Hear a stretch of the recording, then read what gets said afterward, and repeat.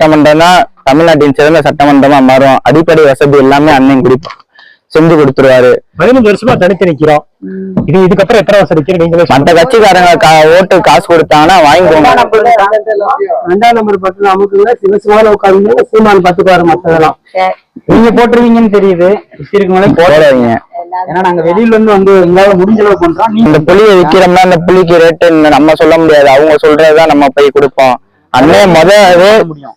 இனிமேல் விவசாய பொருள் விளை பொருள்கள் எல்லாம் விலையை யார் பறிக்கிறாங்களோ அவங்க நிர்ணயம் பண்ணாங்க. அப்பா இந்த தடவை சீமான சட்டமன்றத்தில் ஏற்றி ஆகணும்ப்பா. 2ஆம் நம்பர் கட்டளை அமைச்சு சீமான சட்டமன்றத்துல நீங்க மாறினாலும் எல்லாரும் எல்லாரும் போடுறாங்க. நீங்களும்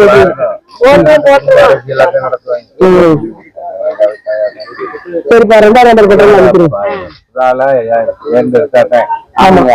இல்லப்பா சட்டமன்றத்துல அவர் போய் குரல் கொடுப்பாருல்லப்பா. மக்கள் கொடுக்கறவங்க எதிர் கொடுத்தாருல. அதுக்காகதான் அவருக்கு வாக்கு சொல்றேன். ஆமா ஆமா. அதனால உங்களை சுத்தி இருக்கிறவங்களையும் போடாதீங்க. நாங்க எங்க இருந்தும் வந்திருக்கோம். நீங்க உங்க வாய்ப்பு உங்க கைகள்ல தான் இருக்கு. ஏரியா மக்கள் 2ஆம் நம்பர் கட்டளை அமைக்கிறீங்க. வாங்க வாங்க. இன்னைக்கு மட்டுமே 2500 பேர் வந்திருக்கோம் வெளியூர்ல இருந்து. எல்லாமே உங்க தொகுதிக்காண்டி 1 ரூபா கூட பணம் வாங்காம வந்திருக்கோம். நாங்க நோட்டீஸை படிச்சுட்டு நீங்க ஓட்டு போடுங்க. உங்களை கட்டாயப்படுத்தல. நாங்க உங்க தொகுதியை லைவ்ல எல்லா டிவி சேனலும் உங்க தொகுதி தான் பாப்பாங்க. என்ன பெயிண்ட் அடிக்கிற வேலை பார்த்துட்டு இல்ல இங்க நம்ம இங்க சிவகங்கை, மதுரை, ராம்நாடு, புதுக்கோட்டை இங்க இருக்க பூராமே வெளிநாட்டுலதான் போய் சம்பாதிச்சுக்கிட்டு இருக்காங்க. வரும்போது அக்கா நாங்க என்ன வரல இல்ல 15 வருஷம் நாங்க வர்றதுக்கு முன்னாடி என்னென்ன பண்ணிருக்கோம் தெரியுங்களா அக்கா? Neutron, hydra carbon, CA, NRC, அப்புறம் 8 வேலை சாலை, அனாபுதூர்ல வீடு அடிச்சது. அதுக்கப்புறம் இங்க இந்த பரந்தூர் விமான நிலையம் அது எல்லாத்தையுமே தடுத்தது நாம் தமிழர் கட்சியா. இப்ப இங்க ஒரு பயில அடிச்சுக்கொண்டாங்க, மதுரையில அடிச்சுக்கொண்டாங்க இல்ல, அஜித்குமார் அடிச்சுக்கொண்டாங்க இல்ல. எங்க வழக்கறிஞர் தான் இவரை பிடிச்சி சட்டையை பிடிச்சிட்டு சேங்கமாரனா சட்டையை பிடிச்சுன்னு பாட்டி இது பண்ணது கேள்வி கேட்டது. எப்படி என் பிள்ளை அடிச்சு கொள்ளலாம் அப்படின்னு. அக்கா ஒண்ணுமே இல்ல, அதை படிச்சு பாருங்க. காசு கொடுக்க போறது இல்ல, காசு குடுக்குறேன் ஏமாத்த போறான்னு ஒரு அக்கா உங்ககிட்ட 500 ரூபா குடுக்குறேன்னா உங்ககிட்ட இருந்து 5 லட்சம் ரூபாய் ஆட்டைய போட போறேன்னு அர்த்தம். என்ன சொல்றீங்கன்னா மறுபடியும் நாங்க வந்தாலும் அப்படிதான் செய்வோம்னு சொல்றீங்க. நாங்க வர்றதுக்கு முன்னாடி மக்களுக்கும் மண்ணுக்கும் இந்த பச்சை மண்ணுக்கும் நிக்கிறோம். ஆட்டுக்காக மாட்டுக்காக பேசக்கூடிய ஒரு ஆளு நீங்க. மனுஷனுக்காக நாங்க பேச மாட்டோமா? ஆட்டுக்காகவே மாட்டுக்காகவே பேசுறாரு, மரத்துக்காக பேசுறாரு. பண்ணிட்டு வராம விவசாயத்துல தான் வரணும். இந்த பிள்ளைய ஞாபகத்துல வச்சுக்கோங்க.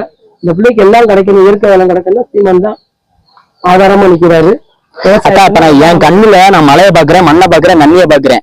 இப்ப பாக்கணும், இவனும் மலையும் பார்க்கணும், மண்ணையும் பார்க்கணும், தண்ணியை பார்க்கணும். இவன் போட்டாலைய பார்க்க போறேன், இவனும் அந்த மலையை பார்க்கணும்ல. மலையை பிறகு வெட்டி வித்துக்கிட்டு இருக்கான். இப்ப கிணறுலாம் நம்ம பார்க்க முடியுதா? என்ன காரணம்? கிணத்துல தண்ணி இல்ல, ஒண்ணும் இல்ல. ஊரமே என்ன செய்யறோம், ஒவ்வொருத்தரும் ஜூஸ் போட்டு உருகிற மாதிரி எல்லாரும் உறிஞ்சாச்சு. அந்த காலத்துல ஒவ்வொரு ஊருக்கும் குளம் வெட்டி வைப்பாங்க. மழை நீரை பூரா அந்த குளத்துல சேகரிப்பாங்க. அதுதான் நீர் ஆதாரமா இருந்திருக்குது. இன்னைக்கு எங்க இருக்குது? குளம் இருந்துச்சுன்னா குளத்தை பூரா பிளாட் போட்டு வித்துடுறான். விவசாயிகளுக்கு வீடு கட்டி நிற்கிறான். இங்கதான் கொஞ்சம் இடம் நல்லா இருக்குது. சிட்டிகளெல்லாம் போட்டோம்னா கிராமம் பக்கத்துல ஊரா வீடாயிருச்சு.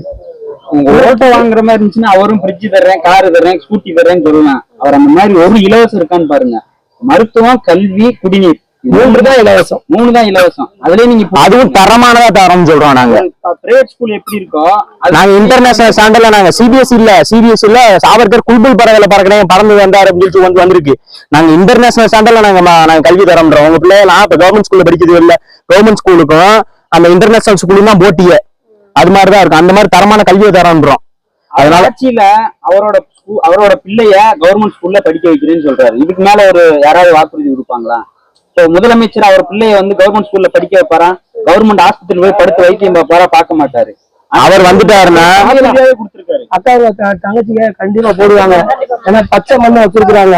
அந்த பிள்ளைகளுக்கு பசுமை வேணும். அதனால ஓட்டு போடுவீங்கன்னு நம்பி போறோம். இன்னொரு விஷயம்